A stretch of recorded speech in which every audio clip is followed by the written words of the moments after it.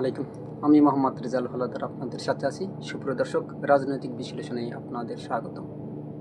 আসলে আমরা বাংলাদেশের রাজনীতি নিয়ে অনেক ভিডিও বানিয়েছি।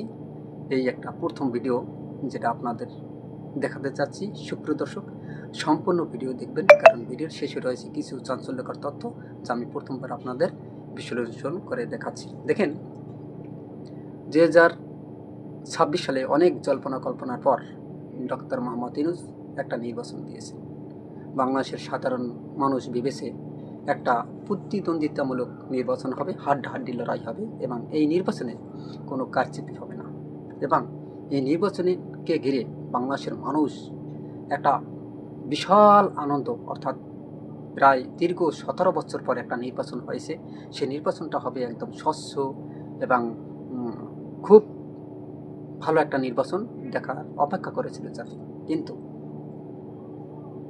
কিছু কলঙ্কিত এবং কুলঙ্কারের কারণে নির্বাচনটা একটা বিশাল একটা খারাপ দিকে বা খারাপ দিকে এগোচ্ছিল। কিন্তু বিরোধী পার্টি যারাই হোক, আসলে সেটা কোনো বড় কথা না। বড় কথা হয়েছে যাতে নির্বাচনটা স্বচ্ছ হয় এবং নির্বাচন কমিশনও যাতে এটা দিকে ভালো একটা ভ্রুক্ষেপ দেয়। আইন শৃঙ্খলা বাহিনী আছে, তাদের তো কথা বাদই দেই, তারাও যেন একদম সুন্দরভাবে সুশৃঙ্খলভাবে নির্বাচনটা পরিচালনা করে। কিন্তু কি দেখলো বাংলাদেশের মানুষ? দেখেন, জামাত একটি ছোট দল, বেশি বড় আমি বলবো না, কারণ বাংলাদেশের দুটো দল সবচেয়ে বড়। 1 নম্বরে বিএনপি, 2 নম্বরে আওয়ামী লীগ, 3 নম্বরে ধরতে গেলে জামাত। 3 নম্বর সারির দলটা, যদিও এখন বর্তমানে আসলে আওয়ামী লীগ নেই, কারণ ছাত্র জনতার গণ অভ্যুত্থানে 2024 সালে সাবেক প্রধানমন্ত্রী শেখ হাসিনা বাংলাদেশে পালিয়ে গেছে। তারপর থেকে আওয়ামী লীগের সকল কার্যক্রম নিষিদ্ধ করেছে অন্তর্বর্তীকালীন সরকার। যাই হোক, এটা তাদের ব্যাপার। আসলে এই অন্তর্বর্তীকালীন সরকার যেহেতু একটা রাজনৈতিক দলের কার্যক্রম, সকল কার্যক্রম নিষিদ্ধ করার পর এখন বাংলাদেশে বর্তমানে আওয়ামী লীগ নেই, তাহলে থাকলো কোনটি? বিএনপি, জামাত, জাতীয় পার্টি সহ কয়েকটি দল। যাই হোক, সমস্ত দলের একটা ঐক্যজোট ছিল জামাতের সাথে। ছোট ছোট দলগুলো জামাতের সাথে মানে একাত্র হয়ে তারা 11 দলীয় একটা ঐক্যজোট করেছে। এর ভেতরে একটা কাহিনী আছে। আপনারা জানেন যে হাত পাকা চরমনাই, তারাও কিন্তু জামাতের সাথে জোটবদ্ধ ছিল, কিন্তু হঠাৎ তারা বিশ্বাসঘাতকতা করেছে। কোন কারণে, কোন স্বার্থে তা আমরা জানি না। তবে যদি এই ইসলামিক আন্দোলন যদি এই জামাতের সাথে একত্রিত থাকতো, তাহলে হয়তো বা চিত্রটা ভিন্ন হয়ে যেত। যাই হোক, যেটা হবার হয়নি, সেটা আসলে তাদের বিশ্বাসঘাতকতার ফলও তারা পেয়েছে। সারা বাংলাদেশে মাত্র তারা একটা ভোট পেয়েছে। তারা বড় বড় ধরনের কথা বলেছে, আমরা আমাদের 300 হাইব্রিড নেতা আছে, তারা প্রায় 100 আসন পাবে, 200 আসন পাওয়ার মতো, 300 আসন পাওয়ার মতো তাদের মানে কি দল, এত বড় দল তারা সাজিয়েছে সারা বাংলাদেশে। আসলে কথায় আছে commit and went but result for nothing, অর্থাৎ গেলাম আর আইলাম, ফল হয়েছে শূন্য। অর্থাৎ মুখে চাপাবাজি, এটা কিন্তু এবং মাঠের কাজ সম্পূর্ণ আলাদা, যেটা জামাত দেখিয়েছে। দেখেন, ইসলামিক আন্দোলন কি করেছে, তারা যে মুনাফিকি করছে, হঠাৎ করে 11 দলের জোট থেকে তারা সরে গেছে। তারপর দেখছি আমরা এই যে জামাতের 11 দলীয় জোটের আসলে কতটা মন ক্ষুণ্ণ হয়েছে এবং ভেঙে পড়েছে একদম। যাই হোক, যেটা তারপর হয়েছে, সাধারণ মানুষ কিন্তু আসলে অনেক ভোট দিয়েছে জামাতকে। ট্রেনে করে গেছে, রিক্সায় করে গেছে, বাড়িতে মানে যেই মানে যানবাহন পাইছে, ওই যানবাহনে করে কিন্তু মানুষ গেছে। দেখেন, একটা কথা বলি, বাংলাদেশের নির্বাচন আসলে সব সময় একটা কলুষিত নির্বাচন কমিশন গঠন করে। যে বলতে পারেন যে কীভাবে কলুষিত নির্বাচন কমিশন গঠন করে। দেখেন, বাংলাদেশের নির্বাচন কমিশন এতটা বাজে, এতটা মানে খারাপ, পৃথিবীতে কোথাও আছে কিনা সেটা কিন্তু আমরা হয়তো বা এতটা পর্যালোচনা করিনি। তবে দেখুন একটা ভিডিওটা কি বলে, জামাতকে কতটা ভয়ঙ্করভাবে হারিয়েছে। দেখুন ভিডিওটা, পরে আপনাদের সাথে কিছুটা আলোচনা করব।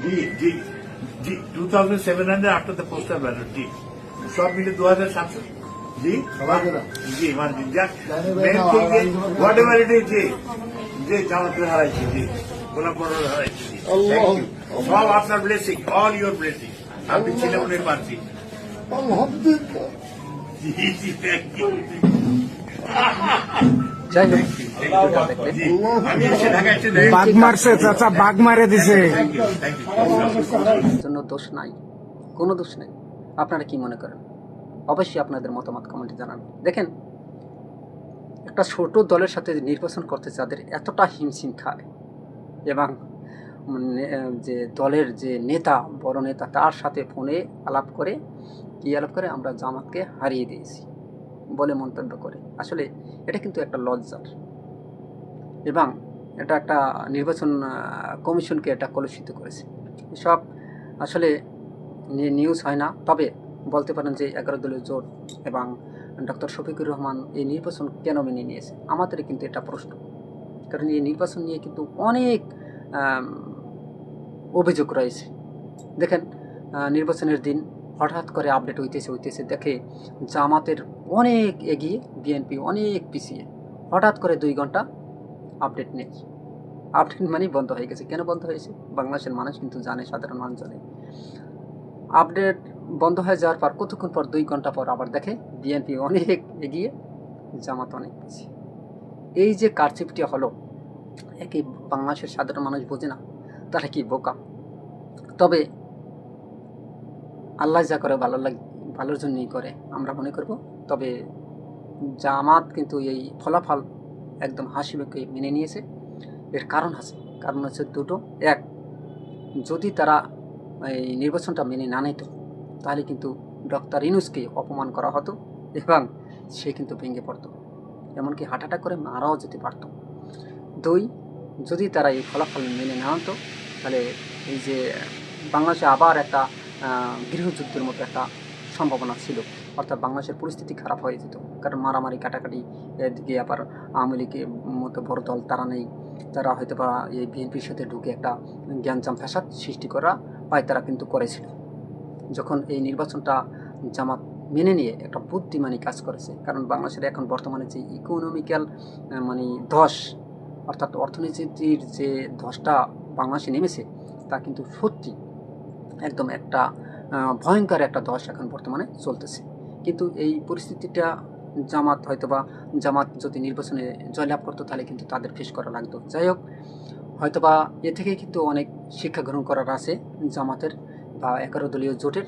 শুধু জামাত না, বাংলাদেশের যে কোনো দল। আমরা চাই যদি নির্বাচন হয়, নির্বাচনটা যেন সুষ্ঠু আকার হয়। যে জিতুক, বিএনপি জিতুক সমস্যা নেই, আওয়ামী লীগ জিতুক সমস্যা নেই, জাতীয় পার্টি জিতুক সমস্যা নেই, জামাত জিতুক সমস্যা নেই, কোনো দলকেই আর কি চলে, যারাই জিতুক, যেন নির্বাচনটা খুব ফেয়ার হয় এবং ভালো হয়, যাতে বাংলাদেশের মানুষ মানে তাদের সঠিক ভোটটা দিয়ে যাতে একটা সঠিক ধারার একটা ফলাফল গ্রহণ করতে পারে এবং ফলাফল পায়। এটাই আসলে আমাদের আসলে কাম্য, অন্য কোনো মানে আমাদের কোনো কিছু চাওয়ার পাওয়ার নেই। সুপ্রদর্শক, আপনারা কি মনে করেন আসলে এই নির্বাচনটা কতটুকু কলুষিত মুক্ত ছিল বলে আপনারা মনে করেন? অবশ্যই কমেন্টে লিখুন, এবং ভিডিওটি ভালো লাগলে আর বাংলা নিউজ 24-কে সাবস্ক্রাইব করুন।